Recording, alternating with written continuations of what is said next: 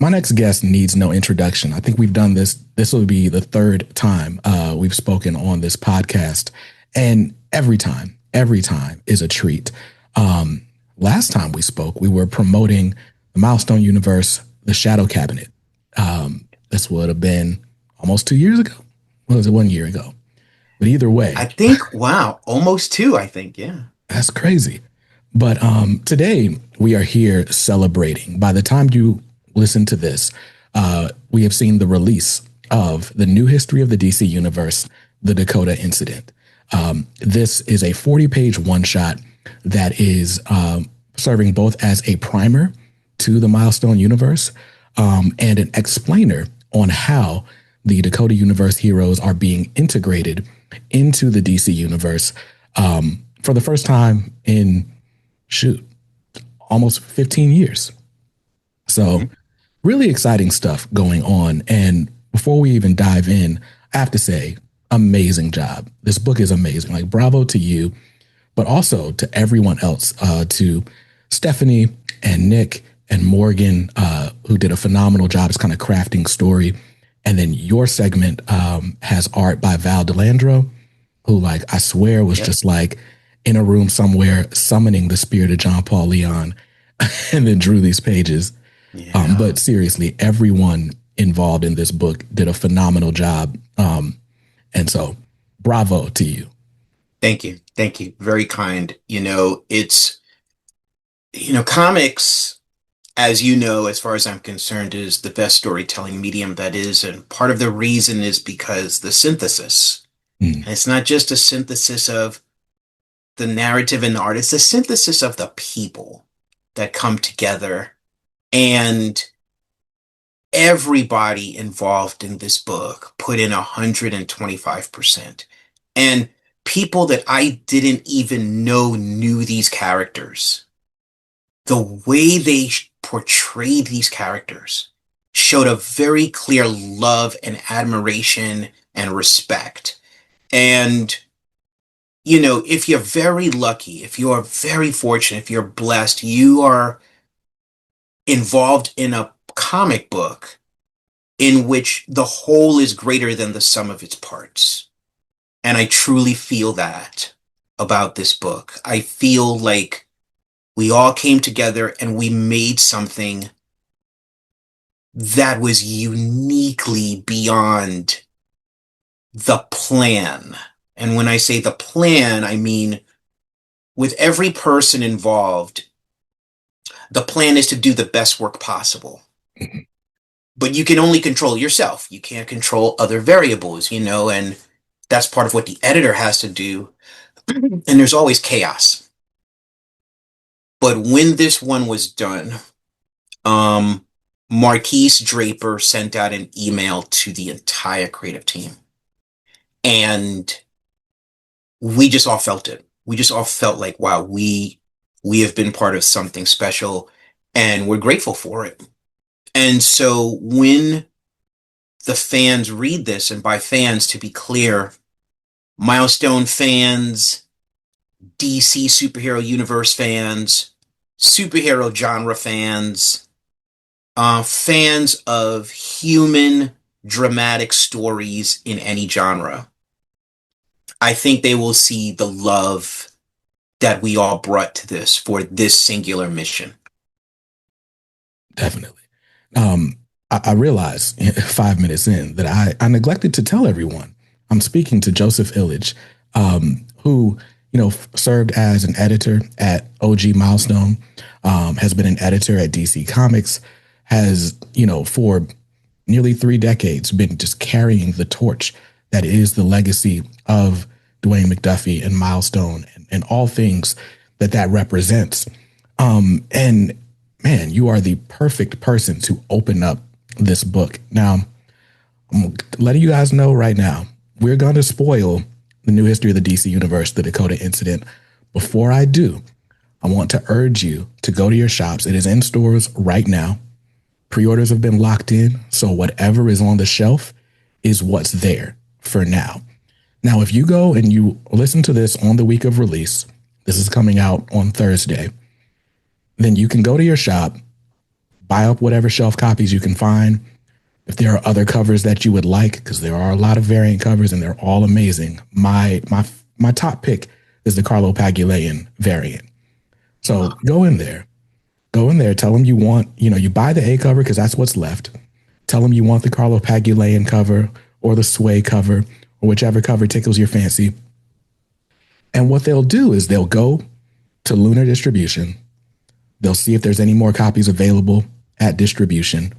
And maybe there are, maybe there aren't, but they'll put in the order either way. And if there's enough of you that go out and try to find this book and can't find it, DC will send out a nice press release next week and saying, hey, it's going back for a second printing. All the copies are gone. It flew off the shelves. Absolute Batman is at printing number 11 right now for issue 1. So it's a thing. Go grab this book. You need it. Listening to me talk about it is not enough. You need this book for reasons we'll go into later. But yeah, so we're talking about the new history of the DC universe, the Dakota Incident. And just to go back in time a little bit, because this has been done one time before, really. So back around 2008, Dwayne McDuffie did a deal with DC to integrate the Milestone characters into the DC universe. As part of that, we got some reprints of older material, including this Static Shock trade that includes the first story arc, Trial by Fire, but then also the sort of follow-up series, Rebirth of the Cool, which is amazing. You should go read that. It's available on DC Universe Infinite. But as part of that rollout and integration into the Milestone or the DC Universe, we got this 2-issue series, Milestone Forever, which basically serves as an epilogue to every Dakota Universe story, because the original runs of those were all cut short and mostly ended on cliffhangers. So we get a sort of final word as to what happened with those characters, and we get an explanation as to how they got in the DC Universe. And we even get to play with them in the DC Universe for a little bit. Dwayne McDuffie put them in his Justice League run. So Justice League versus the Shadow Cabinet. This is the book where Icon punches Superman, and Superman has to like fake like it doesn't hurt, but it definitely hurt. So that's fun. And then after that, stuff kind of quickly fizzled out. Dwayne McDuffie was quoted as saying, it felt like he had done a lot of work to make that deal happen. And at the time, he felt like DC really just wanted static, and he could have spent a lot less money on lawyers if they would have just been upfront about that at the time. Right. But not to fret. Did you know, sir, as we're filming this, today is the 5th anniversary of the press release that announced that the DC or the Milestone universe was coming back. How amazing is that? I remember that day. Wow. That was something. That day, I sent a text to Reginald Hudlin and I said, Dwayne would be proud. Yeah. It was an amazing day that announced Milestone returns, Static Season 1, Hardware Season 1, Icon and Rocket Season 1, and you saw those covers, and it reminded me of when after House of X and Powers of 10, when Marvel released like the 6 covers of the #1 titles, and you just looked at those 6 covers together and you're like, that's the X-Men line, right? So when you saw the 3 Season 1 covers for the Milestone Returns physical launch, you were like, that's Milestone. Right. And for me, it was really fun. Like, I was overjoyed. I ended up making a video that day and putting it out. And probably without that video, you and I aren't speaking. But that video ends up reaching Dennis, who forwarded it to Nick. They both reached out to me like, hey, thanks for the coverage. And here we are 5 years later. I'm proud to, call each of them friends of the show. And it's really cool. But I just remember like going on, I'd been on a journey for like the last probably year and a half prior, where I had discovered Milestone, that there were comics and not just the TV show. And Static was kind of overpriced at the time. Like it was going for $100 because there was that movie rumor that Jaden Smith was going to play Static. And so I was like, well, I'm not going to pay $100 for a comic book, but I found a run of Icon. And so I just dove into Icon. And that was the first time I had read a comic because that Jonathan Hickman House of X stuff, that was my first comics that I bought off a shelf. But, and so that was really cool. It was like, okay, I didn't know comics could be this exciting. But when I read Icon, I was like, I didn't know comics could like be for me. Like, this sounds like my family. These look like my friends. Like, these issues are relevant. This is all so resonant with me. And yeah, going down the Icon rabbit hole, now I've got everything. But I just knew at the time I was collecting it like, hey, they're not reprinting this. We're never getting an omnibus. If I can find this in the wild, I will be a lucky man. And that's all that's ever going to exist. So I'm going to cherish it. And then we got that announcement and I was over the moon. Like, yeah, amazing. Yeah. So that was something. It really was. It really was. And here we are, 5 years later, we got Static Season 1, Static Shadows of Dakota, Icon and Rocket, Hardware. We even got a Blood Syndicate book.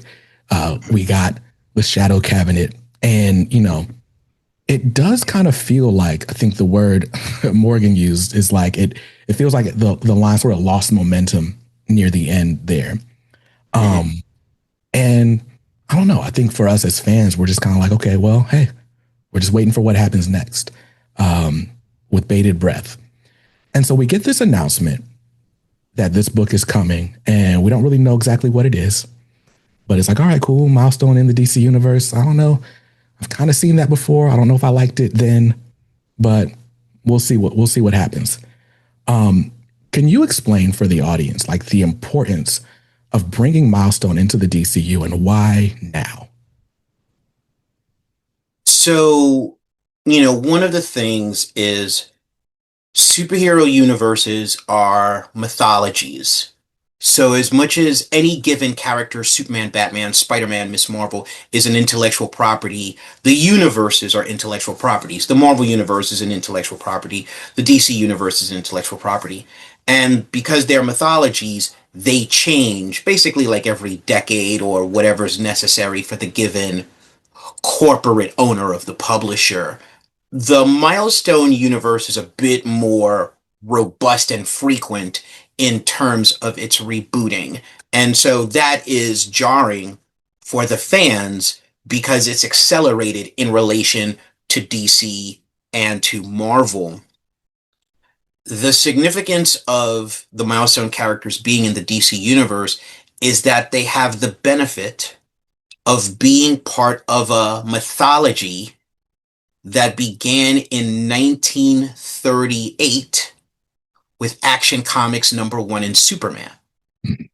The DC superhero universe is such a vast legacy and landscape on which to tell these dramas, these larger than life and human dramas, that the Dakotaverse benefits from that tapestry, right? Because now they're supported by something vast and the tendrils can reach out in different ways and we can explore different types of ideas, right? So for example, think about it this way.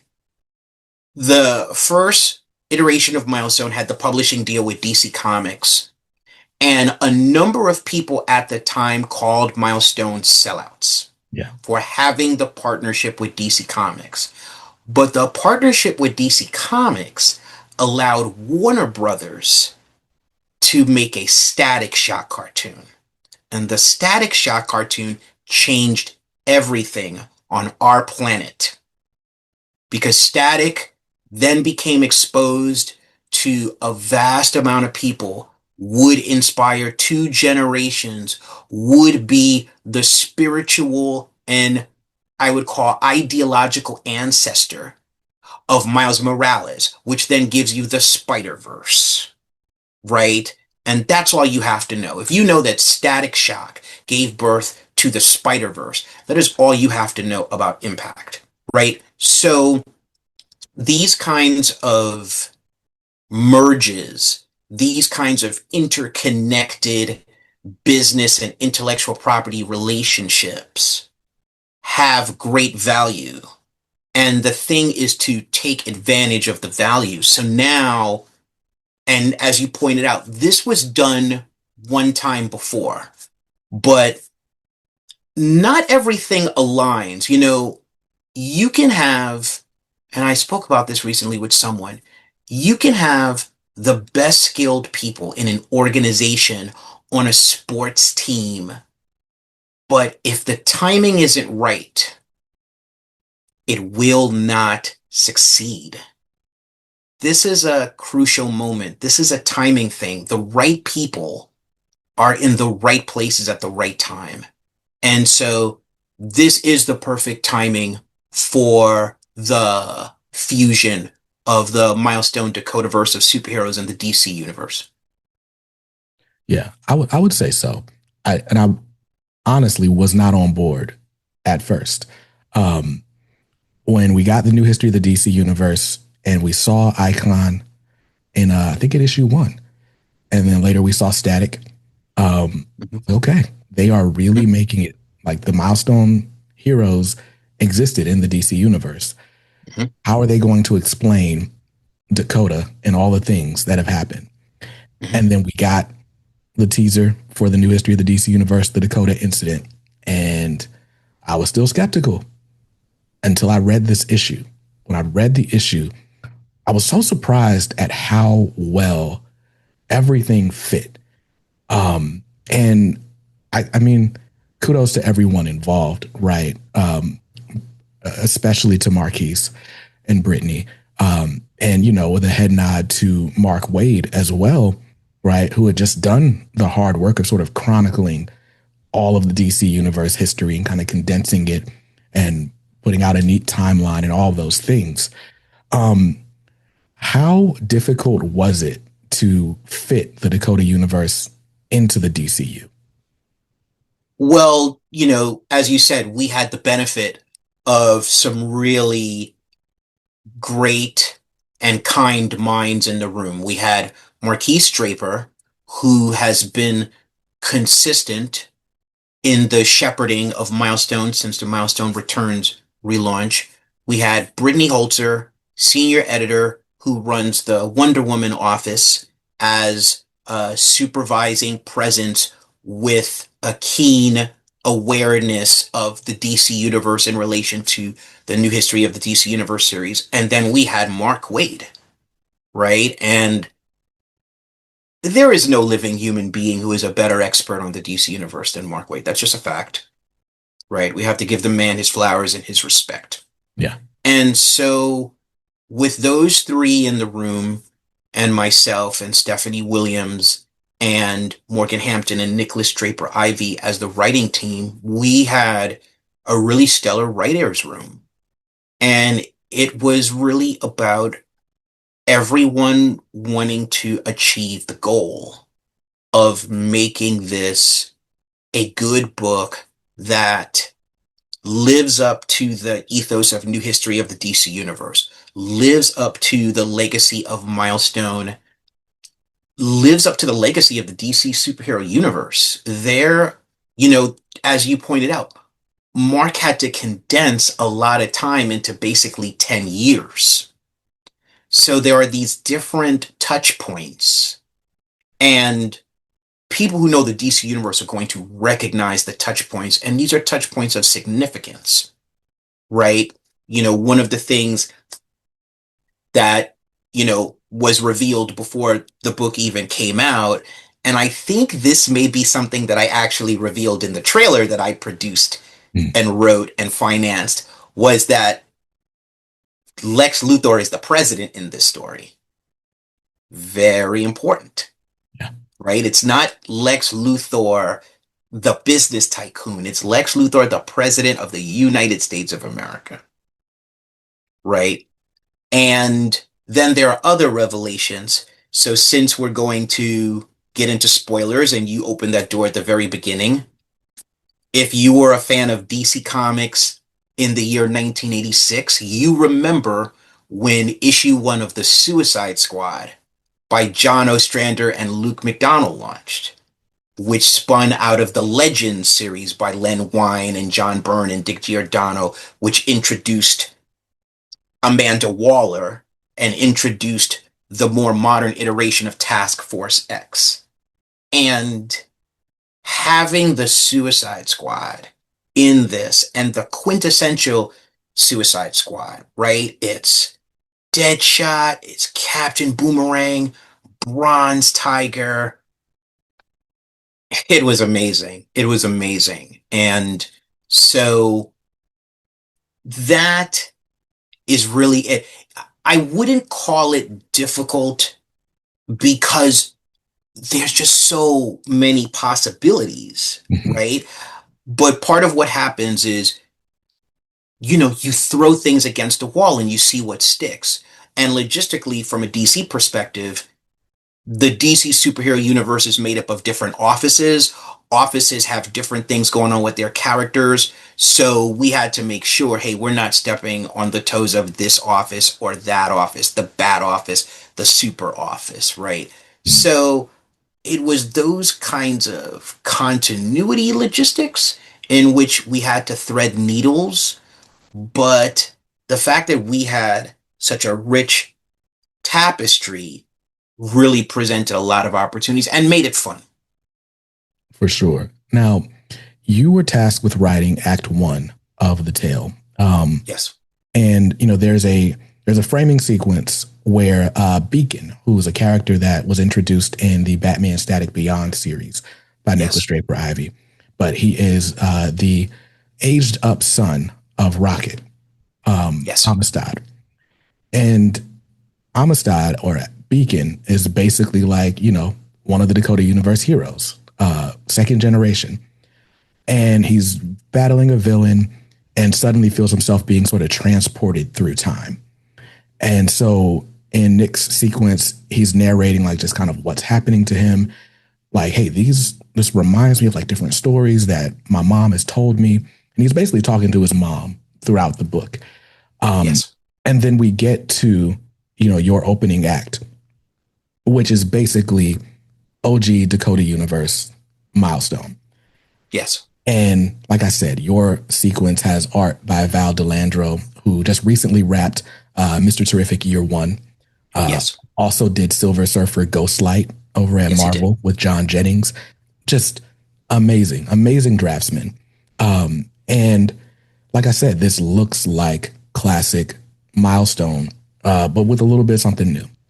It visually feels like it takes its heaviest inspiration from Rebirth of the Cool, and Yes. I love it for that. But Yes. it, and I said it like when I was talking to Morgan about this, and then I talked to Nick about this. But what I told him, what I told each of them, was that it feels like, I mean, Marquise did a masterful job. I don't know who decided like who was going to write and draw which parts, but I feel like it played to each of your strengths. And for you in specific, it's like for you to have been an editor at OG Milestone, for you to have been like the torch bearer for all these years, it only makes sense that you are the one to give voice to what was and sort of usher in the tweaks to help bring in what will be. How Yes. fun was that for you to kind of recount those stories? It was a profound joy. You know, Milestone was the place that gave me a home where I started my career in comics and where I met the people who would help identify my purpose. And so to be able to write of that time for all audiences, right? For the OG Milestone audience, the new generation Milestone audience, and people who will discover these characters for the first time was a profound joy. And part of what I wanted to do in writing it was I wanted to communicate the humanity, and I wanted to tonally do that in a way that would be evocative of the kind of literature that is part of our architecture of humanity So when you think about Great Expectations, right? When you think about Shakespeare, when you think about it was the best of times, it was the worst of times, right? I wanted to bring that sense of wonder to this story, right? One of the things that happens is people who are used to reading superhero comics, the things become casual to them. Someone's flying, oh, well, everyone's flying, right? And everyone's leaping across rooftops. And I wanted to bring back the sense of this was a wondrous time, the birth of an age of superheroes, and what that feels like to the people and how the air becomes electrified and how hope becomes magnified. And so to be able to do that was really great. Working with Valentine Delandro, I've known Val. I think this year is the 10-year anniversary of us meeting one another because I first started talking to him. He was the co-creator, illustrator of the Image comic series Bitch Planet. And at the time, I was running the Catalyst Prime line for Lion Forged. And I hired Val to do 5 covers of a title called Summit. So you can imagine I've wanted to work with him for a long time. And so having him bring this story to life was just amazing. And to answer your questions, Marquise Draper was the one that basically cast each chapter. And he was the one that suggested bringing Val on board. And I said, man, if you could do that, I'd be over the moon. And we did go into it, I think, looking at Birth of the Cool and me looking at Dwayne's narrative voice there and Val looking at John Paul Leon's aesthetic voice, right? Because when you think about those times, there are certain images that are definitive. Dennis Cowan's Hardware glassed in out of the skylight on page 3 of issue 1, and Mark Bright's last page of Icon 1 with Icon and Rocket surrounded by the riot cops. But I think also the splash page introduction of Static, right? In Static #1, where he's floating on his garbage can lid and he kind of has his hands like this, right? That's what we wanted to evoke, right? Because all of that had a sense of wonder through a more naturalistic lens. Yeah. And so that was really the goal. The goal was to communicate the humanity and the wonder of this. And very much like Dwayne approached Birth of the Cool, in which he was writing a metatextual story, right? It wasn't just what it was fictionally about, it's what it was really about, right? What I wanted to communicate with this story is that 1993 was an amazing year when the world and comics just weren't good enough. And then Milestone came out of nowhere and opened our eyes to great possibility of heroic representation. That was the metatext of the chapter. And so, listen, I'm not going to stop writing comics, but if that was the last comic book I wrote, I would be good with that. I think my favorite page, which is it's hard to pick favorite pages, but I think my favorite page of Act 1 is page 5. And that's the first time we see Static in action. But It's also when we see Icon reveal his powers to Rocket. And that look of wonder. Like, it's exactly what, like, we're seeing the humanity and the wonder. I feel like that page perfectly encapsulates all of it. And it's funny because it's like, you through Beacon, you're like, Static was the first hero. Yes. And like, I know that factually, but for whatever reason, I never thought about it. Like, and maybe it's because Icon is the first book and Static was actually the last book to debut. right? Like, so of the original four. So I'm not even thinking like this is the first person to rise out of the Big Bang and decide to do good for good's sake, right? Right. Icon Right. had to be coerced. Hardware was on a vigilante revenge mission for a little bit and then turned good, right? Rocket Yeah. was that inspirational spark, but Static was like, no, I'm going to be heroic. And even that first trial by fire it's one of my favorite comic openings because it's like you see basically Virgil deciding to do and be good. And then you see Static deciding to do and be good, both when Yes. faced with temptations and, all the reason in the world to choose a different path. And I'm Yes. like, that is the perfect encapsulation of what makes Virgil such a great hero. And so then, all these years later, to see the first hero is Virgil Hawkins. And it's like, that makes all the sense in the world. I love it. Yeah. Thank you. To your point, he was the first Bang baby as the people who survived and gained superpowers from the event called the Big Bang were called. But I also did metatext there because Hardware was the first Milestone hero. Mm-hmm. And Hardware was the one designed to be the flagship character. But because of the Static Shock cartoon, Static became the flagship character, right? And so Static has obviously taken on a significance that I don't think could have been foreseen, even if it was desired. I'm sure the founders in their mind said, we would love there to be a Static cartoon.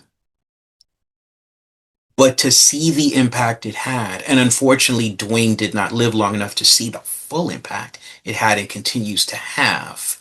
Um, Static is the tip of the spear. He is the beacon. So it made sense from a story point of view to say that, Mm-hmm. to say that the first one that would be called a hero was Virgil Hawkins, right? And then what happens is Virgil then inspires others. So basically, even though I don't say it literally, listen, readers are sophisticated, they can intuit things.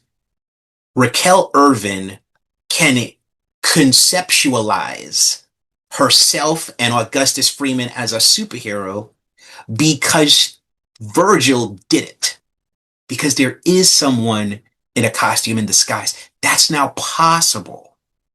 And so if that's possible, then it can be replicated, right? Yeah. So it's really the causality, right? And that's part of story. It's one thing creates a pivot that causes something else, that creates a pivot that causes something else. If Virgil did not take to the sky, Raquel would never have conceived Icon and Rocket, and they wouldn't have taken to the skies, right? Yeah. So that's part of it. That's amazing. And then we basically we get the introduction of all the milestone heroes, and Yeah. then we get the first deviation from Yeah. the story that we know. And Yes. and it starts with the death or the murder of Edwin Alva. Yes. Now, again, this is a deviation. And, the last time we saw you writing Milestone, you were writing Shadow Cabinet, and Edwin Alva was like a Dr. Manhattan esque powerful being. Yes. So I would say this between that and Icon's costume, reverting to OG Icon costume, are both clues. Like this isn't necessarily the same Milestone we had before, like, slowly merging lanes. How important is the distinction? Is it important to make a distinction between what we're seeing in this one shot and what we've seen in the past? I would say it's not important to make the distinction because, again, superhero universes are fluid intellectual properties and they go through change. I think what we tried to do to make it enjoyable for the fans is to say this is a fusion of OG Milestone and Milestone Returns, right? Because, and I bet you caught this, one example of that fusion would be Angela Alva exists in this continuity. Did you catch that? I didn't.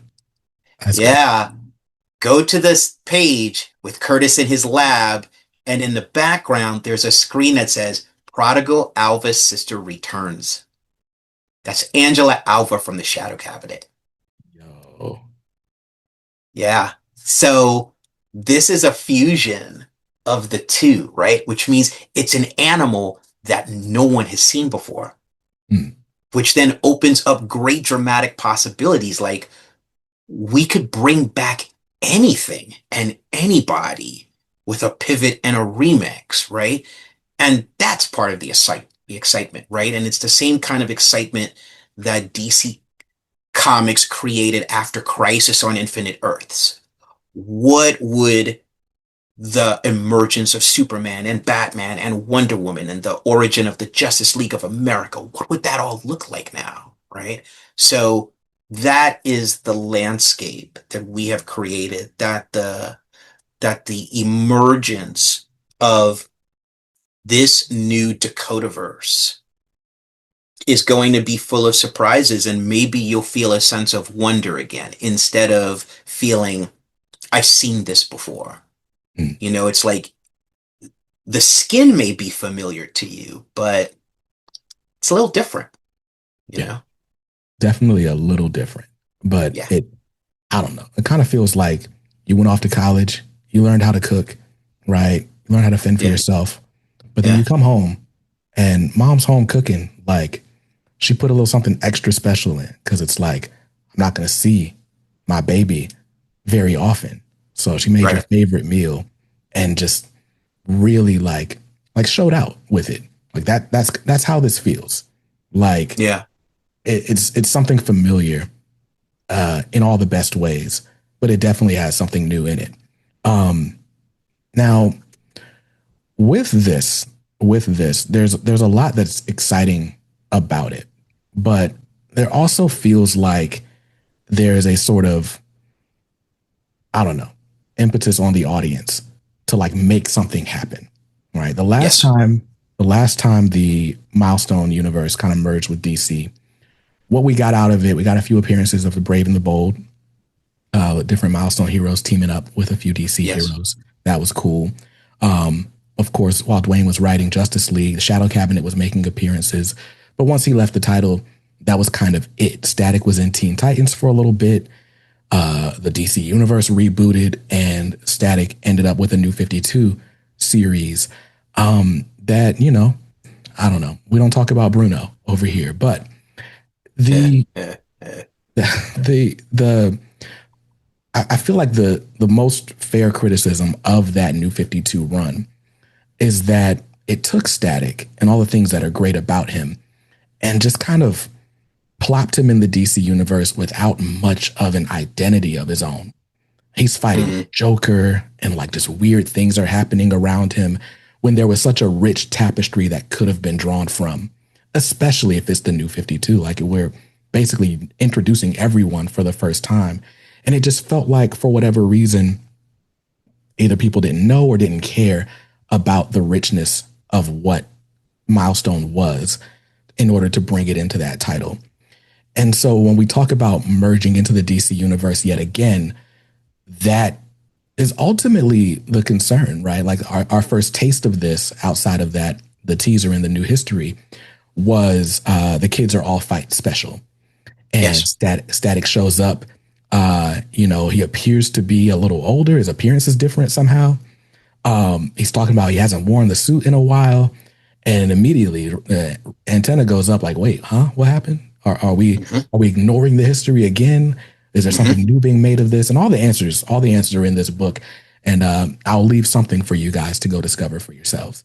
But I think for me as a fan, I'm like, does putting them in the DC universe dilute what makes them special? And I Right. guess the answer is it could in in the wrong hands. But as of right Right. now, we're good. But how do you feel about the legacy of Static and Milestone after this one shot. Okay. So you've brought up a lot of things. I would like to endeavor to address them. Number Okay. one, when it comes to Static Shock and the New 52, it was made with the best of intentions, but we talked earlier about timing. Yeah. Timing and the ingredients in any situation.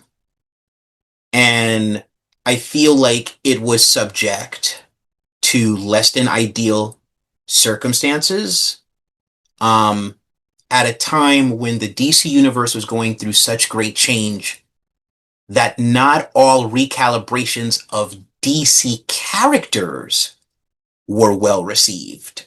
Yeah. So it to me, it was the equivalent of not exactly this, but a number of people would say to you, Henry Cavill was the right Superman at the wrong time. Right? Mm-hmm. The timing for Static Shock in the New 52 and the circumstances that surrounded it were less than ideal. And that's why it's the one that spiritually feels the furthest away from the source material. But I guarantee you it was made with good intentions. So now let's talk about the past attempt to fuse Milestone and DC and the present attempt. Same thing. The environment before was not necessarily what I would call spiritually receptive, right?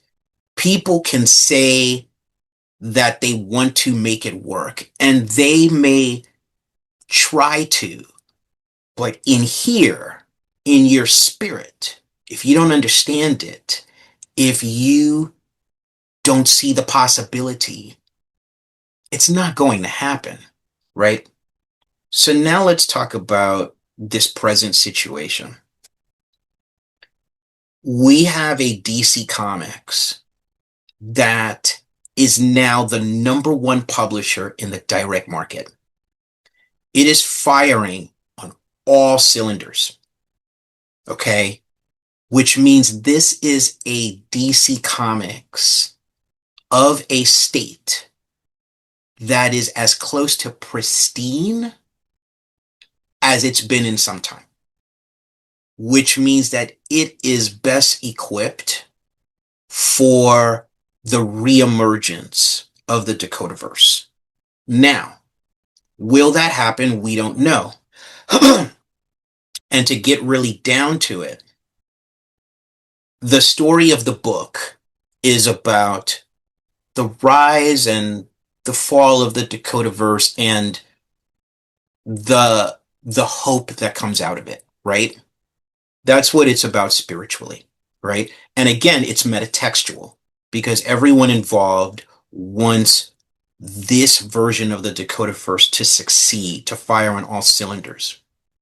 But unfortunately, we live in a world that is governed by, among other things, business and profit, right? When you're talking about companies and corporations, we make this mistake of attributing human qualities to companies and corporations.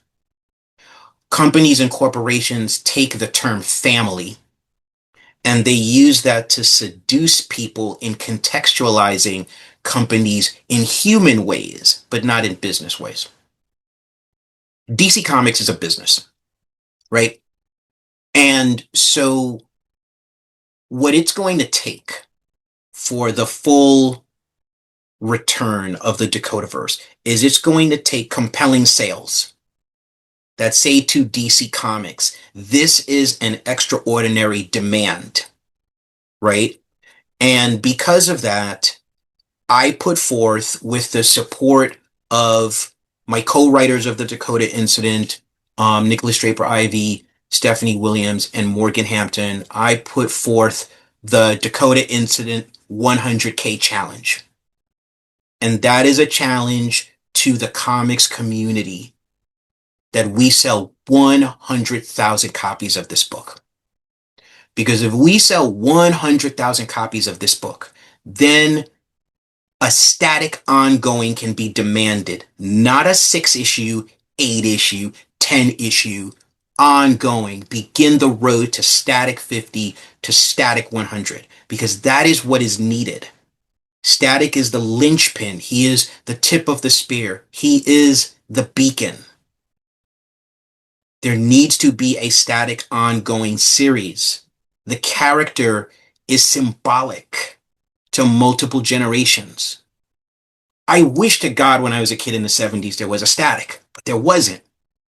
But imagine the kids who Static could shape them now.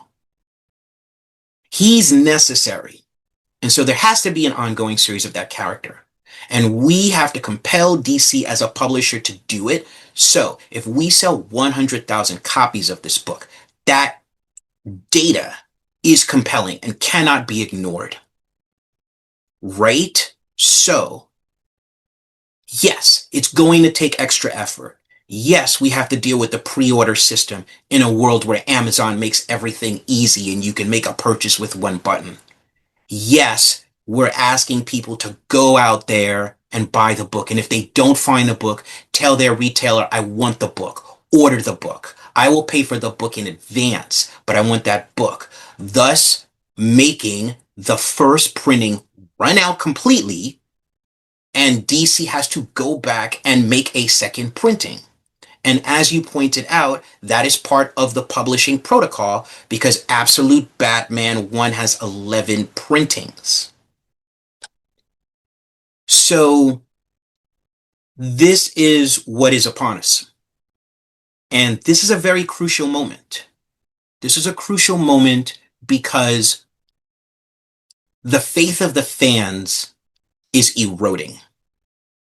You have memes out there where the company is being called Discrimination Comics, where people are saying that black characters are only shown by the two Titanic companies in February.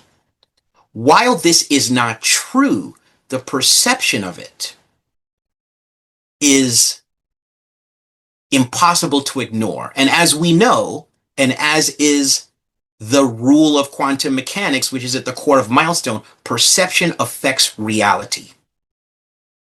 If enough people perceive it to be true, it is true unless you give them compelling reason to perceive otherwise.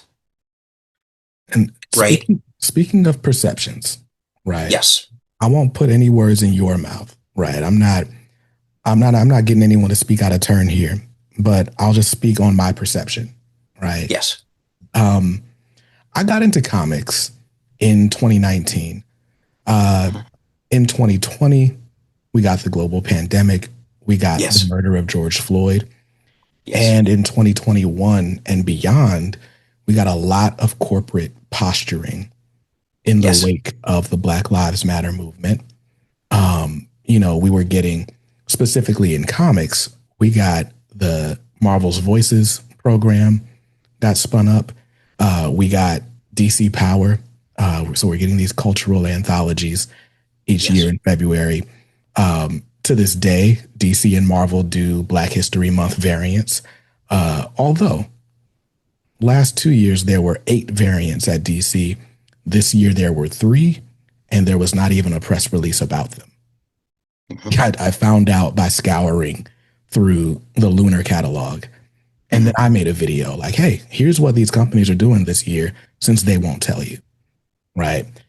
Now, again, perception is everything. But perception seems to be that, like, hey, it was real convenient for the big two to kind of throw their head in like, hey, we're an ally. We see you. We value you.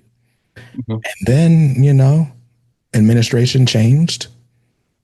DEI became a cuss word.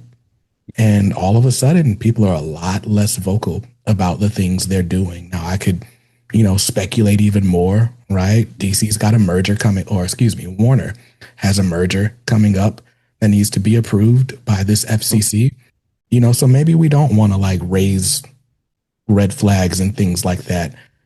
But the appearance is that you were trying to, send out the olive branch, and then all of a sudden it was rescinded, both in opportunity, in visibility of core characters, and then an overall commitment to, at the very least publicize your work, right? Like when DC, wanted to celebrate their anniversary, they made a real point of putting Milestone front and center in that documentary. Like, hey, we've always cared about diversity too. Like, see, we greenlit Milestone.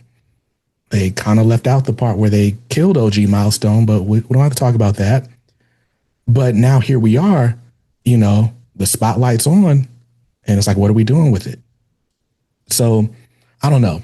I had to get that out as a fan.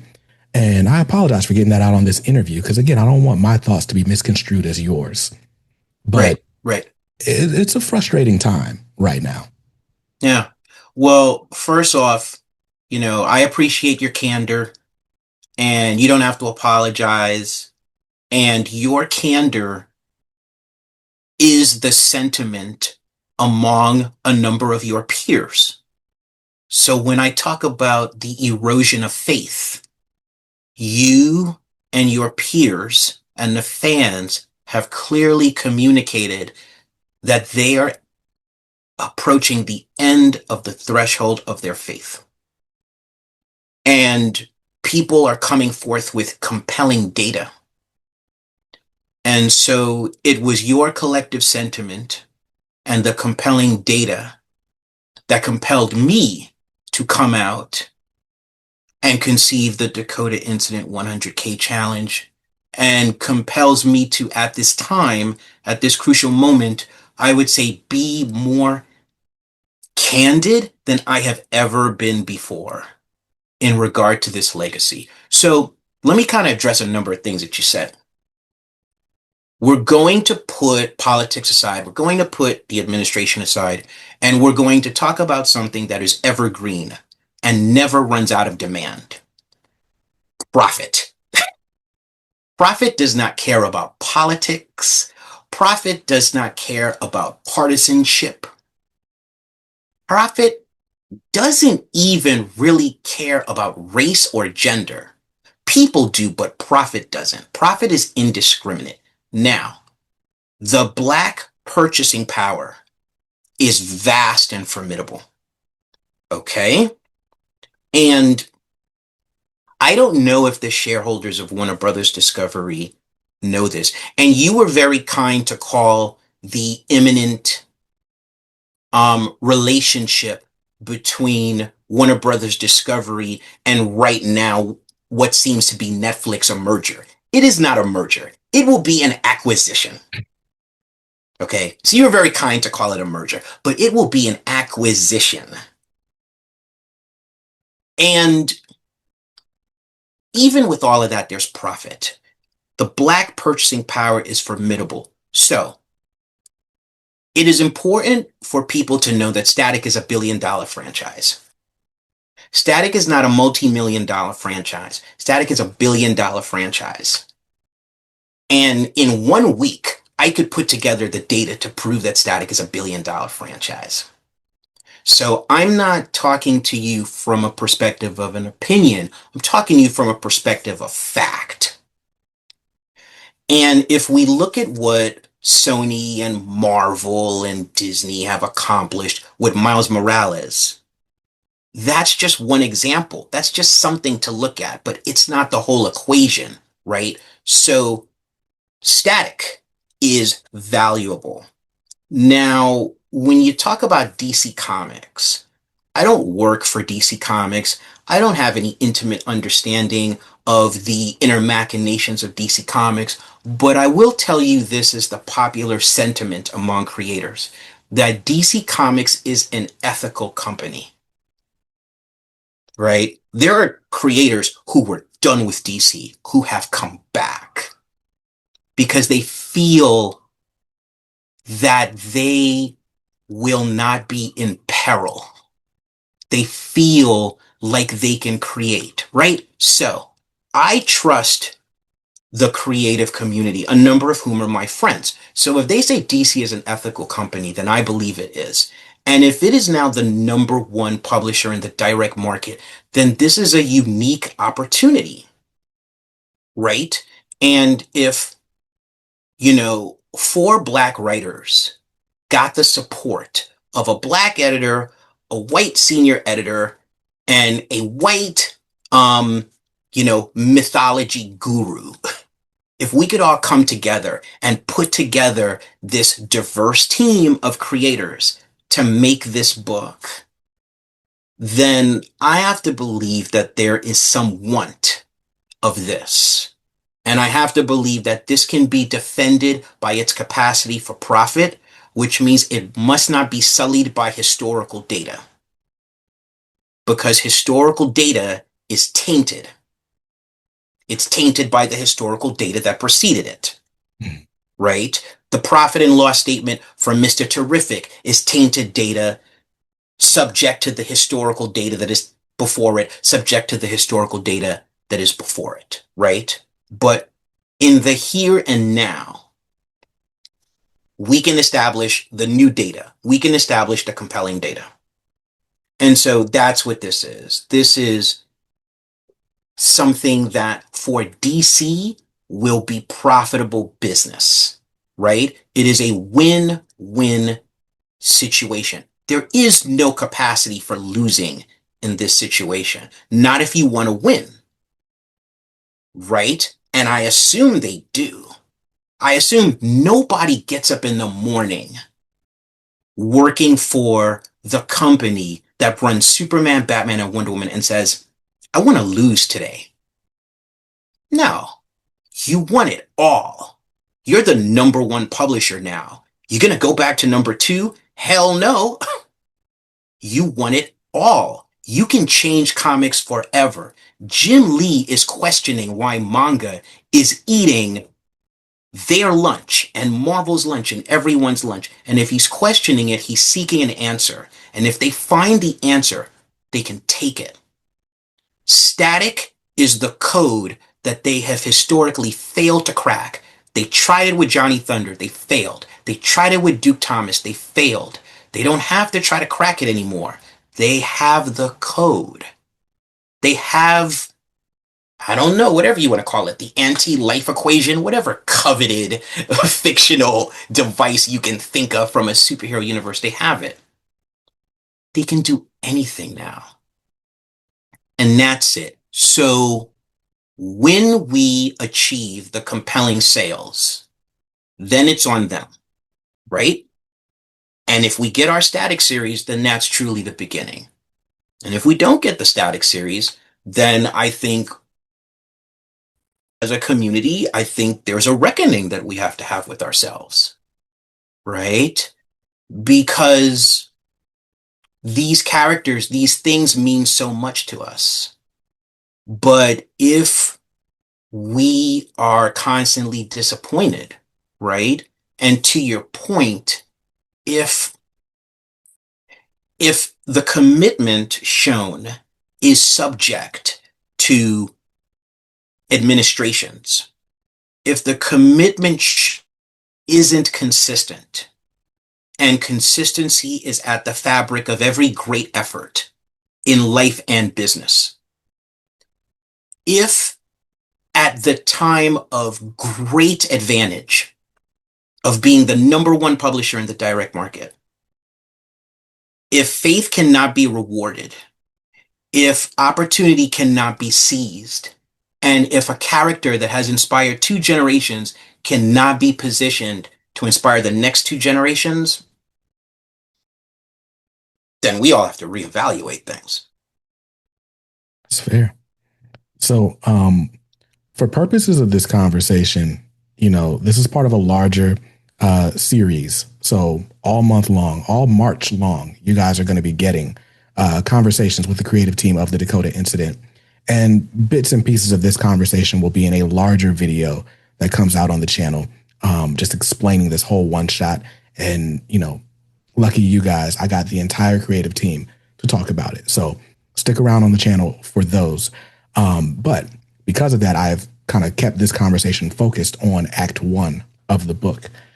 But I will say, in light of everything you just said, this book sort of focuses everything on a singular target, and that is static, Yes. both narratively and metatextually. It's Yes. like, if there is any hope for the Milestone universe to continue, it is going to rest on Static's shoulders.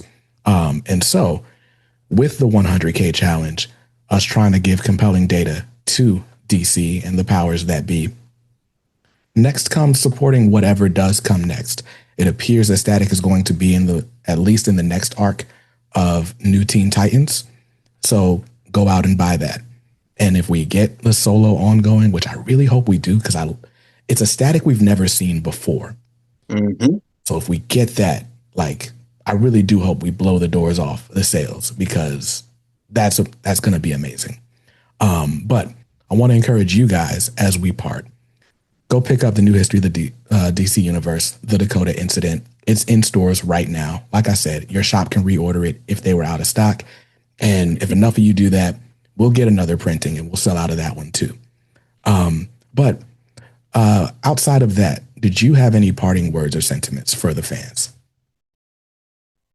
You know, what I really want to say to everyone is we hear you, and everyone who is a member of this team, you know, brought the best of ourselves to this, right? And we brought the best of ourselves to this for comics, for the characters, for the founders, for those members of the Milestone family who are with us and those who are gone, and for you.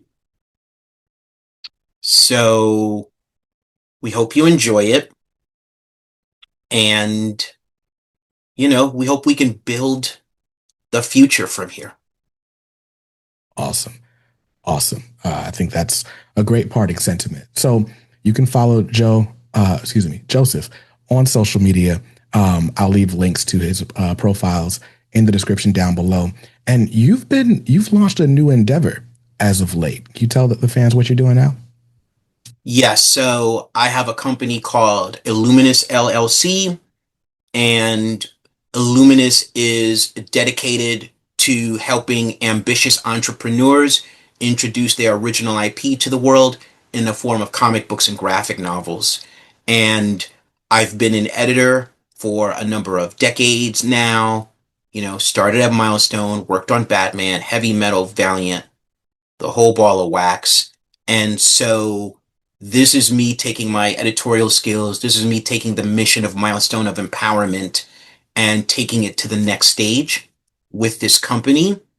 And part of what I have been doing recently is on TikTok. I've been doing a number of 60-second videos in which I give tips about developing comics IP, writing, choosing artists, business, and engaging the road to creating the next generation of amazing comic book characters and intellectual properties, and empowering yourselves as creators and business people.